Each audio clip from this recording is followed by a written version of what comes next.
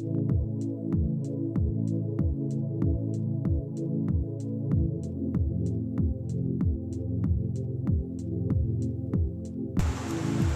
going on, everyone? Snoogans460. I want to do a little review for you guys about a new controller that I just picked up yesterday.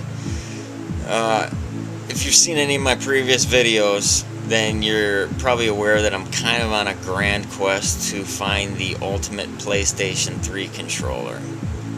Unfortunately, I've yet to succeed in finding that one that just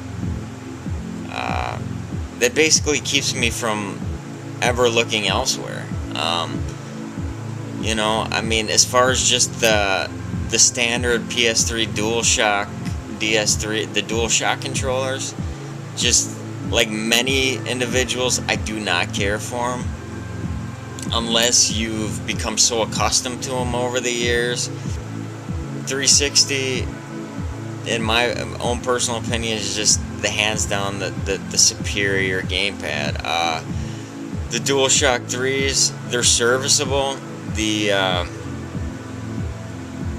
You know, they have all the different options that you would need to get your game on when you're playing. You know, I mean, let's just put it this way. There's a reason why a lot of third-party companies have chosen to develop, you know, their own specific gamepad to ultimately mimic, you know, the 360 design. Because, you know, there's a lot of gamers out there that are clamoring for something that, you know, resembles that and gives them that feel. I mean, I know personally, I'd unquestionably play my PlayStation 3 a lot more if, you know, the PlayStation 3 controllers didn't suck so much. But I know I'm probably going to get a lot of hate from a lot of PlayStation fanboys about how the DS3s are the ultimate and blah blah blah, but I don't know. I personally, hands down, feel that the Xbox 360 controller is the best controller of all time. With that being said, I was at Best Buy last night and I managed to see this. I saw this controller for a while. This is the Batman Arkham City, as it falls and breaks after I've only had it for a day. This is the Batman Arkham City Collector's Edition controller. You know, I actually read up on some reviews before I purchased this controller, and overall the reviews were fairly mixed. Heard good things, bad things. I figured, what the heck, you know, we'll give it a try myself. You know, the best way to really figure it out is to get hands on yourself. So this nifty little doodad came in this box. It's $34.99. Price, I believe, dropped from about $50. I believe it was $50. I know this controller came out in August, about a month before the game, and they made one specifically for the 360, which is only wired, but the PlayStation 3 one is wireless. Unfortunately, it is not Bluetooth, and this is wireless, but it needs just an RF like adapter that you plug into the USB. Being that it is not Bluetooth, you do have to sacrifice the fact that you won't be able to turn your console on and off, so you have to do that manually or have a DualShock on, you know, right next to you to do that as well. But once you get playing, it's all good. Other than that, I did want to show you guys the little RF, the little adapter that you plug into the USB, which, you know, is basically going to be the heart and soul to getting this controller to work. This right here, it's about the size of your thumb. Just plug it into your USB, and that'll give you access to the wireless capabilities. I did have a few problems getting this to sync with my console, but it just I just started pressing some buttons. Somehow it figured it out.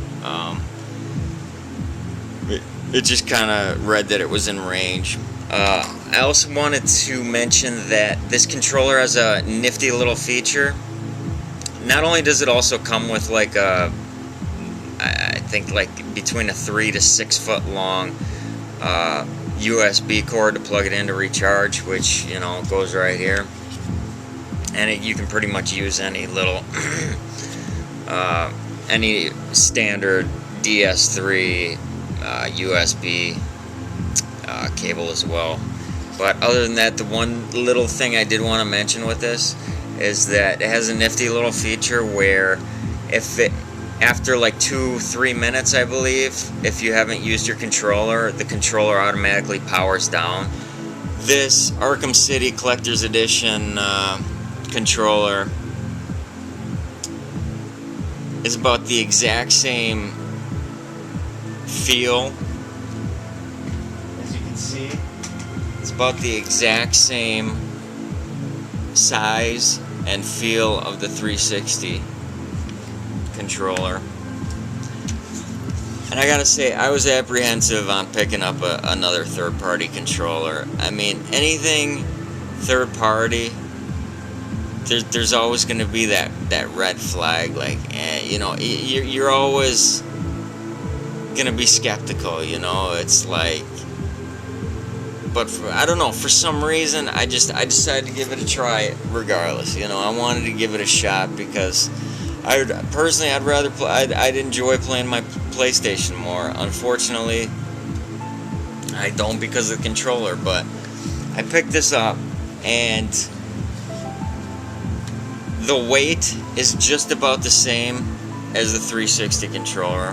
The feel, just about the same. The dual analog sticks are offset a bit, and these little things on here, those were some grippets that I put on myself. They don't come with that. Those blue rubber nubs. Sounds like an Ewok saying that. Nub. Anyhow, so this controller actually feels pretty well quality. Not as good a quality as, say, the 360, but definitely as good as the DualShock 3. Anyhow, the sticks feel alright, feel pretty responsive. They click well, and I did get some good game time in here, which I'll get to that in a sec. But I'll just show you guys all the features. Like I said, anyhow, this is the box it comes in. Let's see here. D-pad feels alright. I was playing a little Streets of Rage 2 on the PS3, and it felt pretty good, you know, pretty responsive. I'd say it's about on par with the 360 D-pad, so as most folks are aware, it's only so-so. I mean, it feels pretty good, you know, not great but good, good enough. It's nice too because the dual analogs, they are concave, which where the sticks, they do go in a little bit instead of convex where they protrude out like on the DS3. Then you got the on-off switch right here, and then you press the home button right in the middle there, and you got the start, select, then this battery button right here. Instead of pressing your home button in game and going to the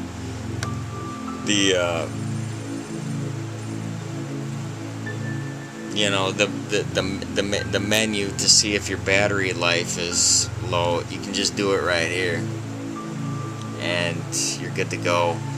Battery life, I've played a good couple of hours. This thing's pretty solid, so it should last.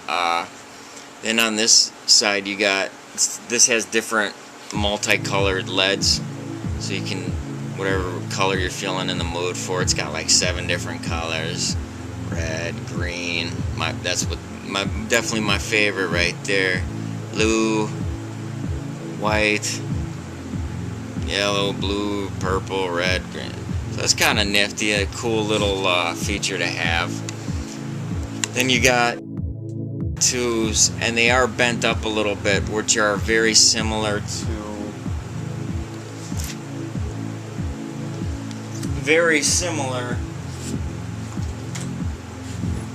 on the DualShock 3s. They have these little extensions that come off on the DualShock 3s that you can buy for $5 and put them on there. The R1 or the L2 and R2 buttons, triggers, are very reminiscent of that. Then the R1 and L1 on top feel pretty good, and the face buttons feel pretty good too. Overall, it's a very solid controller. Once I got some hands-on time with it, let's see, I tried out the 6-axis feature by playing a little high-velocity bowling. Worked well. Let's see, what else did I all play? I was just playing some Killzone. I'll get to that in a sec. I did play some God of War, the Ghost of Sparta, and Chains of Olympus. That's it. And I played a little bit of that and felt real good. So anyways, I was playing a little Killzone 2, and that was more or less a bad game to experiment with this controller on, solely for the fact that Killzone 2 already has very sluggish and rough controls overall. For an FPS, it's very shaky. It just, the camera tends to bob up and down. It's just tough to get that good feel. And initially I was getting really bad dead zone issues, and once I cranked up the sensitivity in game, so I was kind of worried at first. But then, like I said, I remember that Killzone 2 by default has just very rough controls. So instead I popped in a little Resistance 3, and I thought it was pretty solid. There may be a very small dead zone to this, which you will only notice on games where you need to be a bit more precise, like FPS is. My recommendation, if you want to improve upon that dead zone, crank the X and Y sensitivity in game, crank it up, or just, I'm not sure I'd recommend this controller as much if you're going to be playing competitive online, because you might be at a slight disadvantage. Other than that, if you're just playing offline, this thing does a fantastic job. I really can't fault this controller for too much. The grips aren't as good as I thought they'd be. There's only a few third-party controllers out there that I will give high praise to. One being the Rocketfish, and this one I think personally does an even better job, is the Batman Collector's Edition controller. You can find them for about $30-35. They definitely do a pretty good job. All in all, I'd give the controller a good solid maybe 8 out of 10. Loses a few points for lack of Bluetooth, and there can be a slight little dead zone with certain games, but again, that's more with FPSs and stuff. But other than that, it's pretty slick controller, and it definitely, I personally feel, does a better job than the normal DS3s, as far as just, usability and comfort factors. So I appreciate you all watching. If you get the chance, check these out. If not, I hope you can find something that suits you for when you're rocking the PS3. So you all take care and brush your hair.